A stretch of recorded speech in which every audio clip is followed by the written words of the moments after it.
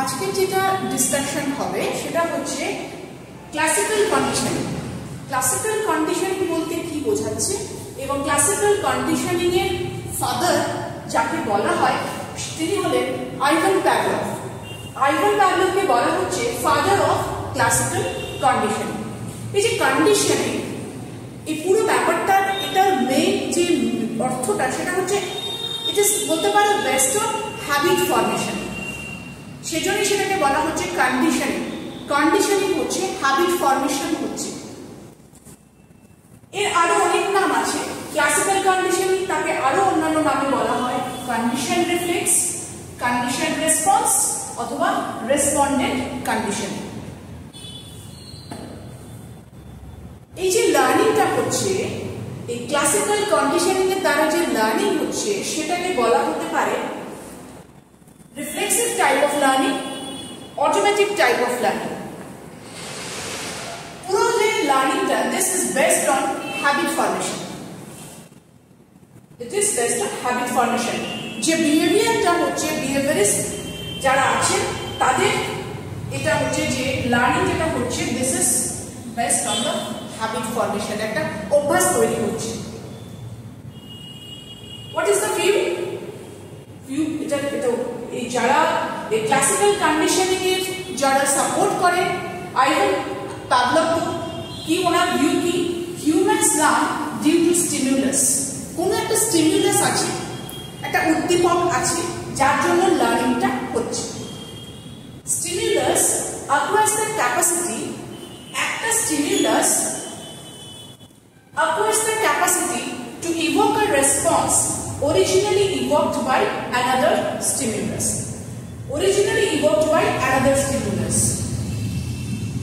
অর্থাৎ যে স্টিমুলাস একটা রেসপন্সকে আনছে, যেটা আমরা পরবর্তীতে আরো বেশি ভালোভাবে বোঝার চেষ্টা করব, সেটা হচ্ছে একটা স্টিমুলাস একটা রেসপন্স আনছে, পরবর্তীতে আরেকটা স্টিমুলাস যেটা প্রথম সেই রেসপন্সটা আনছিল না, এমন ভাবে কন্ডিশনিং হয়ে গেল যে সেকেন্ড যে স্টিমুলাসটা আসলো সেটা ওই একই রেসপন্স আনছে। তাহলে কি হলো? এই যে অরিজিনাল যে একটা রেসপন্স আনছিল যে স্টিমুলাসটা S1 যদি ধরে রাখি, S1 যদি অরিজিনাল স্টিমুলাস যে অরিজিনাল রেসপন্সটা আনছে, ন্যাচারাল স্টিমুলাস যে ন্যাচারাল রেসপন্সটা আনছে, আরেকটা দেখা গেল আর্টিফিশিয়াল স্টিমুলাস S2 ওই একই রেসপন্স আনার ক্ষমতা অর্জন করে নিচ্ছে বিকজ অফ কন্ডিশনিং। তখন সেটাকে কি হয়ে যাচ্ছে? কন্ডিশনিং হয়ে যাচ্ছে। and also stimulus acquires the capacity to evoke a response originally evoked by another stimulus. আগে বললাম behavioral theory of learning. This is based on behavioral theory of learning, and this behavior, এই যে behavior কথাটা বলা হচ্ছে, what is that? Interpretationটা হচ্ছে এটা interpreted in terms of S and R, মানে stimulus and response. S বলতে কি? stimulus, আর বলতে response.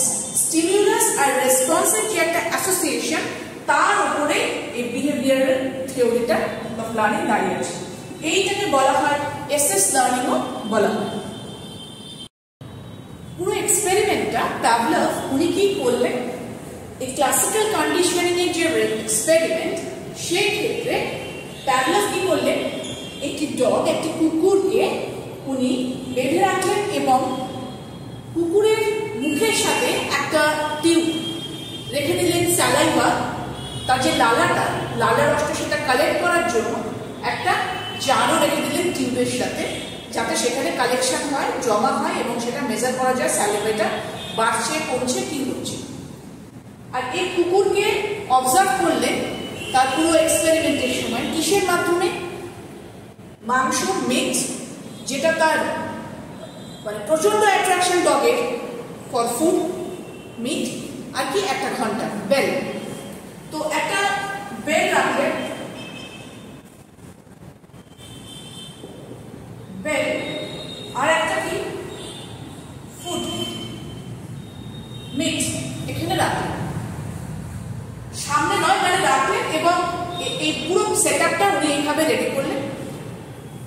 তো আমি এটা বোঝানোর রাখছি, কিন্তু এই মুহূর্তে আমি এটাকে ইরেজ করে দিচ্ছি, কারণ এরকম নয় যে পুরো এক্সপেরিমেন্টের সময় ওই বেল আর ফুড রেডি ছিল, এরকম নয়। আমি পরবর্তী ডিসকাশনে আসছি কিভাবে এক্সপেরিমেন্টটা হলো আর উনি করলেন। তো আপাতত এখানে তিনটে যে ফ্যাক্টর আমি সেটা বোঝানোর জন্য আঁকলাম, যে বেল আর ফুড, ডগ কুকুরটি রাখা থাকলো। এখন দেখো বিফোর কন্ডিশন, প্রথমে যেটা হলো তখন কন্ডিশনিং হয়নি, হ্যাবিট কিছু ফর্ম করেনি, কুকুরটির কোনো রকম হ্যাবিট হয়নি, সে কিছু জানে না, ঠিক সেই স্টেজটাতে সেটাকে আমরা বলতে পারি বিফোর কন্ডিশনিং। এখানে কন্ডিশনিং বলতে কিন্তু বুঝতে পারবে হ্যাবিট ফর্মেশন। তো হ্যাবিট ফর্মেশনের আগে, কন্ডিশনিং এর আগে ঘটনাটা কি ঘটলো? আনকন্ডিশনড স্টিমুলাস UCS আর UCR আনকন্ডিশনড রেসপন্স। একটু এই জায়গাটা বলে নেই, আনকন্ডিশনড স্টিমুলাস এখানে বলতে আমি কি বোঝাচ্ছি? ন্যাচারাল স্টিমুলাস, কোন রকম হ্যাবিটের প্রয়োজন নেই, ইটস ভেরি ন্যাচারাল স্টিমুলাস, এবং সেটা কি ফুড। খাওয়ার জন্য তো হ্যাবিট ফর্মেশনের কোনো প্রয়োজন নেই, it's a very natural stimulus even for us, আমাদের জন্য। So that was very much natural stimulus food. Before conditioning কি দেখা যাচ্ছে? যে আনকন্ডিশনড স্টিমুলাস, যেটার কোনো হ্যাবিট ফর্মেশনের দরকার নেই, ফর এক্সাম্পল ফুড, সেটা কি করে? ইভোক করে। কি ইভোক করে? আনকন্ডিশনড রেসপন্স, এবং সেটাকে স্যালাইভা। এই ডগের ক্ষেত্রে এক্সপেরিমেন্টটা চলাকালীন দেখা গেল কোনো যখন কন্ডিশনিং হয়নি তার আগে কি হচ্ছে, যখন কুকুরটি খাবারের গন্ধ পাচ্ছে ইমিডিয়েটলি তার স্যালাইভা সিক্রেশন হচ্ছে, ফলে এটাকে আমরা কি বলতে পারি? Natural stimulus, that is food, ও কি আছে response? Here the response is saliva, এবং সেটা কিন্তু ভীষণভাবে আনকন্ডিশন, মানে কোনো হ্যাবিটের প্রয়োজন নেই, খাবার দেখছে, স্যালাইভা সিক্রেশন হচ্ছে। UCR evoke UCS, unconditioned stimulus evokes UCR, unconditioned response. Natural stimulus evokes a response which is not conditioned. অন্যদিকে দেখো আরেকটা জিনিস দেখা গেল, খাবার দেওয়ার সাথে সাথে তার স্টিমুলাস দেওয়ার সাথে সাথে ন্যাচারাল স্টিমুলাসের সাথে সাথে স্যালাইভা সিক্রেশন হলো, কিন্তু আরেকটা ওখানে দেওয়া হলো স্টিমুলাস, যেটা আমি এখানে বললাম যে ফুড, ইমিডিয়েটলি স্যালাইভা আসলো। বাট বেল কন্ডিশনিং এর আগে, বেল যেটা নাকি নিউট্রাল স্টিমুলাস বলছে, সেই নিউট্রাল স্টিমুলাস কি করলো? দেখা গেল নো রেসপন্স, বেল বাজলো, কোন রকম স্যালাইভা সিক্রেশন হলো না, সেজন্য নিউট্রাল স্টিমুলাস যেটা it evokes no response, bell no saliva or no response. দেখো এরপরের স্টেজটা হচ্ছে ডিউরিং কন্ডিশন, ওটা ছিল বিফোর কন্ডিশনিং, এরপরে হচ্ছে কন্ডিশনিং যখন চলছে। কিভাবে হবে কন্ডিশনিংটা? কন্ডিশনিংটা তো একটা প্রসেসে হতে হবে। সেই কন্ডিশনিং এর সময় কি হলো ব্যাপারটা? নিউট্রাল স্টিমুলাসটা আমরা কি দেখলাম? যে নাকি কোনো রেসপন্স আনে না। বেল বাজলে কোনো স্যালাইভা সিক্রেশন হচ্ছে না, সেই নিউট্রাল স্টিমুলাস আছে, অর্থাৎ বেল বাজানো হলো, তার পাশাপাশি প্লাস UCS অর্থাৎ আনকন্ডিশনড স্টিমুলাস, যেটা অর্থাৎ ফুড, বেল প্লাস ফুড, এই দুটোকে বেল বাজানোর সাথে সাথে ফুড দেওয়া হলো, তাতে কি দেখা গেল? আনকন্ডিশনড রেসপন্স হলো। বেল বাজে যখন, ঘন্টা বাজে যখন খাবারটা দেওয়া হলো, তখন কি হলো? আনকন্ডিশনড রেসপন্স হলো, স্যালাইভা আসলো, স্যালাইভা সিক্রেশন হলো। So that was condition. ফুডের একটা কানেকশন সৃষ্টি হচ্ছে, বেল আর ফুড একটা বন্ডিং তৈরি হচ্ছে, অ্যাসোসিয়েশন হচ্ছে, তার সাথে সাথে যে রেসপন্স হচ্ছে তারও একটা অ্যাসোসিয়েশন তৈরি হচ্ছে, একটা কানেকশন এস্টাবলিশড হচ্ছে। তাহলে কি অ্যাসোসিয়েশন হচ্ছে, অর্থাৎ neutral stimulus S1 plus UCS unconditioned stimulus S2, দুটো যে স্টিমিউলাস এদের মধ্যে একটা কানেকশন আসছে, তার সাথে সাথে যেটা রেসপন্স আসছে স্যালাইভা, সেখানে ন্যাচারালি একটা অ্যাসোসিয়েশন আছে। সো দিস ইজ অ্যাসোসিয়েশন, এবং এটাকে বারবার করা হচ্ছে, রিপিটেশন। আমরা কি জানি হ্যাবিট কখন সৃষ্টি হয়? যখন কোনো কিছু বারবার বারবার করি তখনই আমরা ওটাকে ইট কনভার্টস ইনটু হ্যাবিট। এই অ্যাসোসিয়েশন যেটা, সেটা বারবার রিপিট করা হচ্ছে। ঘন্টা, food, bell, food, bell, food, এবং বারবার এই একই জিনিস যখন বেল আর ফুট, তখন সাথে সাথে স্যালাইভা সিক্রেশন হচ্ছে। So this is how conditioning is happening during conditioning. এখানে কি হচ্ছে? this process is habit formation stage চলছে। এরপর যখন কন্ডিশনিংটা হয়ে গেল, নেক্সট আমরা কি আসছি? After conditioning. কন্ডিশনিং এর পরের ঘটনাটা কি ঘটলো? কন্ডিশনিং এর পরে যেটা ঘটনা ঘটলো সেটা হচ্ছে কন্ডিশন স্টিমিউলাস হয়ে গেল বেল। আগে বেল কি ছিল? ঘন্টাটা। এতক্ষণ কিন্তু ঘন্টাটা ছিল একটা neutral stimulus, artificial stimulus. Artificial বা নিউট্রাল স্টিমিউলাস যাকে দেখে কোনো রকম রেসপন্স হচ্ছিল না, কোনো স্যালাইভা সিক্রেশন হচ্ছিল না। Conditioning, before conditioning, during conditioning bell আসছে, বেল বাজছে, খাবার আসছে, খাবার দেখে স্যালাইভা সিক্রেশন হচ্ছে, বারবার রিপিট হলো, বারবার রিপিট হলো, মানে রিপিট হচ্ছে করতে করতে একটা হ্যাবিট ফর্মেশন হয়ে গেল।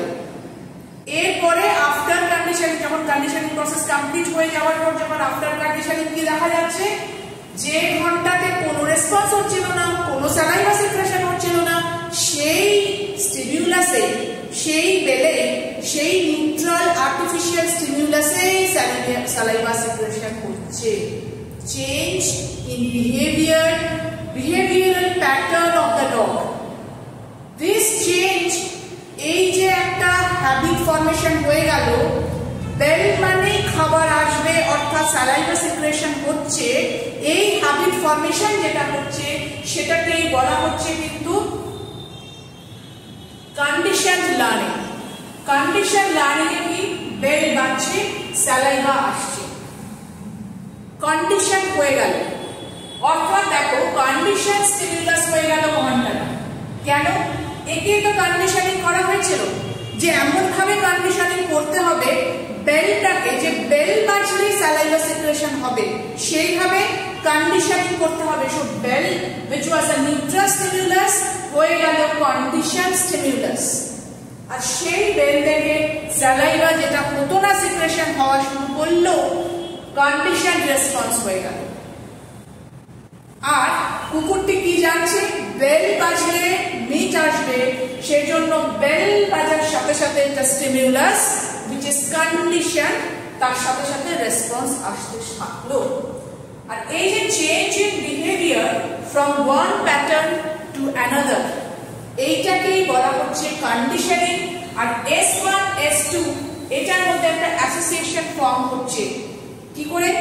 S1 ছিল ফুড, S2 ছিল নিউট্রাল স্টিমিউলাস বেল, এবং তাদের মধ্যে যেটা অলরেডি ডিসকাস করলাম যে একটা অ্যাসোসিয়েশন তৈরি হলো এবং নিউট্রাল স্টিমিউলাস হয়ে গেল কন্ডিশন স্টিমিউলাস। এই কন্ডিশনিং প্রসেসে কি কি রয়েছে? ফার্স্টে দেখো অ্যাকুইজিশন অফ বিহেভিয়ার, একটা বিহেভিয়ার অ্যাকোয়ার হলো, একটা চেঞ্জ ইন বিহেভিয়ার হয়ে নতুন বিহেভিয়ার অ্যাকোয়ার হলো। জেনারেলাইজেশন কি? যেখানে স্টিমিউলাস আলাদা করে কিছু বোঝা যাচ্ছে না, যে কোনো ঘন্টায় ঘন্টা কোনো স্পেশাল কোনো বেল মনে হচ্ছে না, that is generalisation. Every stimulus, প্রত্যেকটা স্টিমিউলাসই একই রকম লাগছে, নিউট্রাল স্টিমিউলাস। ডিসক্রিমিনেশন, যখন পার্টিকুলার একটা স্টিমিউলাসকে আলাদা করে চেনা যায় তখনই ডিসক্রিমিনেশন হয়। ডিসক্রিমিনেশন তখনই হবে যখন কন্ডিশন হবে। ডিসক্রিমিনেশন যদি না করতে পারে তাহলে তার মানে কন্ডিশনিং হয়নি, অর্থাৎ ঘন্টাটা যেটা বাজালে খাবার আসছে সেই ঘন্টাটাকে যখন আলাদা করে চিনতে পারছে তার মানে কন্ডিশনিং হয়ে গেছে। এক্সটিংশন, অর্থাৎ অনেকদিন বেল বাজানো হলেও খাবার আসছে না, অর্থাৎ এই যে অ্যাসোসিয়েশনটাকে ডিসকানেক্ট করা হয়ে গেল, বেলের সাথে ফুডের কোনো কানেকশন হলো না, এস্টাবলিশ হলো না, অনেকদিন ধরে সেটাকে বন্ধ রেখে দেওয়া হলো এক্সটেনশন, তাহলে সেটা কি হলো, সেই বিহেভিয়ার যে স্যালাইভা সিক্রেশন হচ্ছিল সেটা কিন্তু হচ্ছে না। অর্থাৎ বেল আর খাওয়ার এর মধ্যে কোনো রকম অ্যাসোসিয়েশন যখন হচ্ছে না, কিন্তু আবার স্পন্টেনিয়াস রিকভারি কি হলো, হঠাৎ করে bell all of a sudden একটা বেল বাজানোর সাথে সাথে মেট আসলো, তখন কিন্তু আবার সেই স্পন্টেনিয়াস রিকভারিটা হচ্ছে। Determinants of classical conditioning. Determinants of classical conditioning, simultaneous conditioning. Simultaneous conditioning এর ক্ষেত্রে কি হচ্ছে, বেল আর ফুড দুটো একসাথে দেওয়া হচ্ছে, that is simultaneous conditioning. Briefly discuss করে নিচ্ছি। Delayed conditioning. ডিলেড কন্ডিশনিং এর ক্ষেত্রে কি, বেল যেটা নাকি আমাদের নিউট্রাল স্টিমুলাস, সেই বেলকে বাজানোই হচ্ছে কন্টিনিউয়াসলি কিছু পিরিয়ড ধরে, যেজন্য বলা হচ্ছে ডিলে, মানে এটা ঘন্টাটা বেজে যাচ্ছে এবং বাজার কিছুক্ষণ পর যখন বেল বাজছে বা বেজে যাচ্ছে তারপরে ফুডটা during when the bell rings কিছুক্ষণ ঘন্টাটা বেজে চলছে তখন ফুডটা আসছে, তখন সেটাকে বলছে delayed conditioning. Next trace conditioning. Trace conditioning এর ক্ষেত্রে ঘন্টা বাজলো, কিছুক্ষণ শর্ট ব্রেক হলো, টাইম কিছুক্ষণ গেল, তারপরে খাবারটা আসলো। আর নেক্সট হচ্ছে ব্যাকওয়ার্ড কন্ডিশনিং। ব্যাকওয়ার্ড কন্ডিশনিং কি, ফুড দেন বেল, উল্টো, আগে খাবার দাওয়া হচ্ছে তারপরে বেল বাজছে। এর মধ্যে সবচেয়ে যেটা এফেক্টিভ ওয়ে সেটা হচ্ছে দিস ওয়ান, ডিলেড কন্ডিশনিংটা হচ্ছে বলা হচ্ছে most effective. Types of unconditioned stimulus কি কি, একটা হচ্ছে অ্যাপিটেটিভ আর একটা হচ্ছে অ্যাভার্সিভ। একটু সামান্যভাবে ব্রিফ করে আমি ডিসকাস করছি। অ্যাপিটেটিভ বলতে, অ্যাপিটাইট মানে কি, খিদে, অর্থাৎ অ্যাট্রাকশন। যে আনকন্ডিশনড স্টিমুলাসের প্রতি একটা অ্যাট্রাকশন হয়, একটা ইনক্লিনেশন থাকে, সহজ কথায় বুঝে নাও, তাহলে সেটাকে আমরা বলছি অ্যাপিটেটিভ। অর্থাৎ যেটা আমাদেরকে প্লেজার দেয়, জয় দেয় এবং তার প্রতি একটা ন্যাচারাল অ্যাট্রাকশন তৈরি থাকে, অ্যাট্রাকশন হয়, সেটা হচ্ছে আমাদের অ্যাপিটেটিভ আনকন্ডিশনড স্টিমুলাস। আর এটা হয় অ্যাভার্সিভ। অ্যাভার্সিভ মানে কি, যেটা একটা অ্যাভয়েড করতে চাই আমরা, যেই আনকন্ডিশনড স্টিমুলাস এমন একটা যেটা আমাদের ভালো লাগছে না, পছন্দ হচ্ছে না, সেটা টেস্ট হতে পারে, স্মেল হতে পারে, এনিথিং যেটা দেখতে ভালো লাগছে না, so anything which we don't feel encouraged, যেটা দেখতে আমাদের ইচ্ছে হচ্ছে না, উই ডোন্ট ফিল মোটিভেটেড, সেটাকে আমরা কি বলছি আনকন্ডিশনড স্টিমুলাস বা অ্যাভার্সিভ টাইপ। নেক্সট দেখো characteristic feature of classical condition কি কি আছে। Natural bond between S1 and response. S1 টা কি ছিল, S1 ছিল ফুড। ফুড এন্ড রেসপন্সের ক্ষেত্রে একটা ন্যাচারাল বন্ডিং তো আছে, that is very natural. Next বন্ডিংটা কি হলো, bond of association between S1 and S2 stimulus, অর্থাৎ বেল এন্ড ফুড, সেই মধ্যে একটা বন্ড অফ অ্যাসোসিয়েশন এস্টাবলিশ করা হলো। Next S2 is reinforced by repetition and weakened by absence of repetition. বারবার রিপিট করতে করতে কি হলো, এটাকে রিইনফোর্স করা হলো। যখন নাকি কন্ডিশনিংটা হয়ে গেল, তারপরে কি হলো, এই যে অ্যাসোসিয়েশনটা যখন হয়ে গেল, মানে কন্ডিশনিং বলছে, যখন association bond between S1 and S2 যখন অ্যাসোসিয়েশন হয়ে গেল, তারপরে এটাকে বারবার কন্ডিশনিং এর সময় কি হচ্ছে, রিপিট করা হচ্ছে। যখন S2 কে রিপিট করা হচ্ছে এবং তার সাথে ফুড, এই যে এটা বন্ডিংটা যখন করা হচ্ছে এবং S2 এর সাথে বেল বাজানোর সাথে সাথে বারবার ফুড আসছে, এইটাকে বলা হচ্ছে রিপিটেশন। এটাকে রিইনফোর্স হচ্ছে, তখন কিন্তু স্যালাইভা সিক্রেশন বিহেভিয়ারটা রিইনফোর্স হচ্ছে। আবার উইকেন্ড কিভাবে হয়ে যাচ্ছে, উইকেন্ডটা হয়ে যাচ্ছে যখন অ্যাবসেন্স অফ রিপিটেশন হচ্ছে, অর্থাৎ বারবার রিপিট করা হচ্ছে না, পুরোপুরি বন্ধ করে দেওয়া হলো, বেল বাজছে অথচ খাবার আসছে না, উইকেন্ড হয়ে গেল, তখন কিন্তু স্যালাইভা বন্ধ হয়ে যাচ্ছে। আরেকটা কি দেখো, organism plays a passive role in classical conditioning. Organism একটা কিন্তু passive role play করে classical conditioning এর ক্ষেত্রে। B.F. Skinner কি বলেছেন, অপারেন্ট কন্ডিশনিং বা ইনস্ট্রুমেন্টাল কন্ডিশনিং এর ক্ষেত্রে উনি যেটা এক্সপেরিমেন্ট করেছেন, সেই ক্ষেত্রে স্কিনার বক্স বলে একটা বক্স বলা হয়, সেই বক্সে একটা র্যাটকে রাখা হয়েছে এবং সেই র্যাট এবং এই বক্সের মধ্যে একটা লিভার রাখা হয়েছে। এখানে খাওয়ার কিছু ব্যাপার নেই, খাওয়ারের কোনো স্মেল নেই, কোনো নো ফুড। স্কিনার বক্সের র্যাট একটা ভীষণভাবে ক্ষুধার্ত একটা র্যাটকে রাখার ফলে সে র্যান্ডামলি কি করছে, সে র্যান্ডাম রেসপন্স দিচ্ছে, সে হাত পা নাড়াচ্ছে, সে বাইরে যাওয়ার চেষ্টা করছে, লাফালাফি করছে, এটাকে বলা হচ্ছে র্যান্ডাম রেসপন্স। র্যান্ডাম রেসপন্স হতে হতে কি হচ্ছে, এই যে প্রেস করে ফেলেছে, সামহাউ প্রেস করে ফেলেছে, কোনো রকম ইন্টেনশন আনইনটেনশনাল যে অ্যাক্টিভিটি, সেই without any intention that's random একটা হাত পা নাড়াতে নাড়াতে রেসপন্স হয়ে গেছে, এবং সেই ক্ষেত্রে যখন লিভারটা প্রেস হয়েছে সাথে সাথে খাবার পেয়েছে, ফুড এসেছে। এবার এটা যখন রিপিটেডলি হচ্ছে তখন দেখা যাচ্ছে ও র্যান্ডম যখন রেসপন্স করছে সাথে সাথে ফুড আসছে। এই যে রিইনফোর্সমেন্ট হচ্ছে রিপিটেশন, সেই ক্ষেত্রে রিইনফোর্সমেন্টটা কিভাবে হচ্ছে, যখন সে রিওয়ার্ড পাচ্ছে তখন সেটাকে আমরা কি বলছি, পজিটিভ রিইনফোর্সমেন্ট হচ্ছে। লার্নিং এর ক্ষেত্রে positive reinforcement is effective than negative reinforcement. অর্থাৎ যদি কোনো পানিশমেন্ট হয় যদি, তাহলে তার মধ্যে কিন্তু সে বিহেভিয়ার তো দেখা যাবে না। সে যদি দেখে যে এমন কোনো একটা অ্যাক্টিভিটি করলে যে ক্ষেত্রে তার পানিশমেন্ট আসছে, দ্যাট ইজ নেগেটিভ রিইনফোর্সমেন্ট, দেন সেই ক্ষেত্রে কিন্তু লার্নিংটা ভালো হয় না। কিন্তু রিইনফোর্সমেন্ট পজিটিভ যদি তাকে দেওয়া হয়, রিওয়ার্ড দেওয়া হয়, তাহলে সেই ক্ষেত্রে এফেক্টিভ লার্নিং হয়। আর কন্টিনিউয়াস রিইনফোর্সমেন্ট হতে পারে, পার্শিয়াল রিইনফোর্সমেন্ট হতে পারে।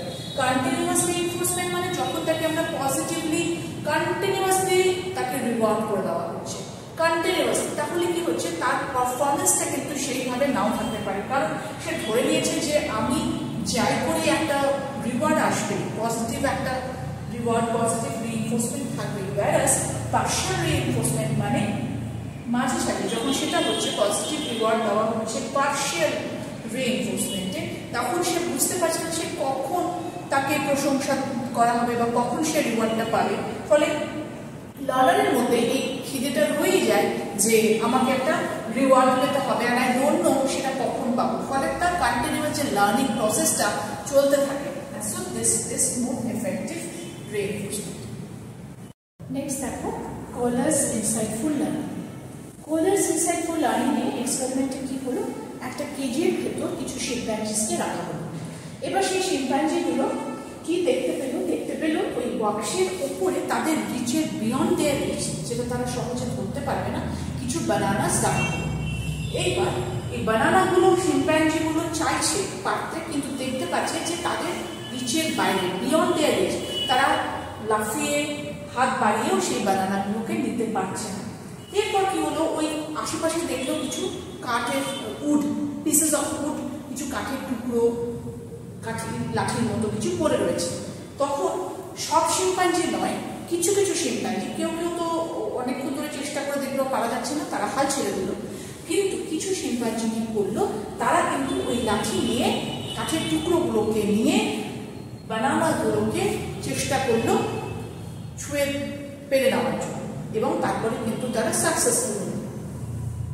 এই ক্ষেত্রে কি হচ্ছে, সাডেনলি দ্য সলিউশন কামস, অর্থাৎ তারা চিন্তা করলো, প্রবলেমটাকে তারা ভালো করে অ্যানালাইজ করলো, দেখলো সিচুয়েশনটা, এবং তারপর তারা সেটাকে suddenly, all of a sudden একটা সলিউশন পেল যে চলো লাঠি নিয়ে চেষ্টা করে দেখা যেতে পারে, এবং তারা সেটা পারে। এই ক্ষেত্রে পারসেপশন ইজ ভেরি ইম্পর্টেন্ট। কোলার বলেছেন perception is important in case of learning. So perception is important. How you perceive the situation, problem solving এর জন্য situation কে perceive করা by the learner is important. Another is insight formation, অর্থাৎ প্রবলেমটাকে ভালো করে বুঝে নিয়ে তারপরে সলিউশনটা বের হচ্ছে, সেই ক্ষেত্রে insightful learning যেটা হচ্ছে। And next, learner tries to solve on the basis of previous learning. এই ক্ষেত্রে previous learning plays an important role in case of learning. আরেকটা কি, here the learner is not passive, passive learner নয়, learner is at the centre of learning process. So learning যে চলছে প্রসেসটা, সেই ক্ষেত্রে লার্নার একজন অ্যাক্টিভ ভূমিকা, অ্যাক্টিভ রোল প্লে